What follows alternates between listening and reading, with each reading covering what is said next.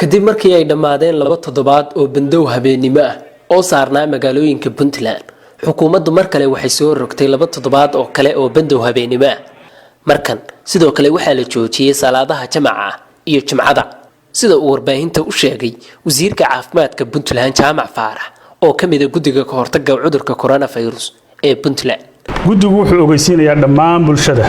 in la kordhiyay muddadii bandowga uuna socon doono ilaa 29 bisha afraad 2020 guddigu wuxuu bulshada ogeysiinayaa in la joojiyay salaad jamaceedka iyo jimcaha laga bilaabo 16 bisha afraad 2020 ee masaajidada lagu tukado ilaa amar dambe dawladdu ka soo saarto waxaana culimada sharafta leh laga codsanayaa in ay guddiga kala shaqeeyaan fulinta awaamirtaas guddigu wuxuu ansixiyay bahda waxbarashada in aysan suurtagal ahayn in waqtigan la qaadi karo imtixaanka naqliga ah ee fasalka 1 ilaa 7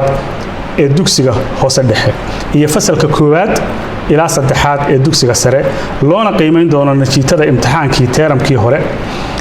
imtixaanka shahaadiga ah ee fasalka 8 iyo 12 waxaa loo mudeeyay 30 bisha shanaad 2020 haddii duruuftu saamaxdo xukuumadda Puntland waxay joojisay dhoofinta birta maarta iyo macdanta iyadoo tan loo sababeeyay in aan dalka birta laga saarin sida uu tilmaamayo taliyaha booliiska Puntland General Muxyidiin Axmed Muuse maanta laga bilaabo waxaa mamnuuc ah oo la joojiyay 15 bisha afraad in la joojiyay dhoofinta birta maarta iyo macdanta sidaa darteed waxaa la farayaa dhammaan taliyaasha qaybaha inay joojiyaan meelaha lagu ururiyo baabuurta raran oo wada inay qabtaan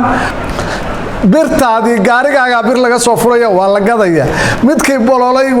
busmaar hadaad maanta ka raadisid ama bool ka raadisid in dibad laga keeno maahane laga heli maayo nimanbaa ururiyayo u taagan arrintaasi waa mamnuuc ciddii lagu qabtana sharciga lala tiigsanayaa maxamed saalix SBC Garowe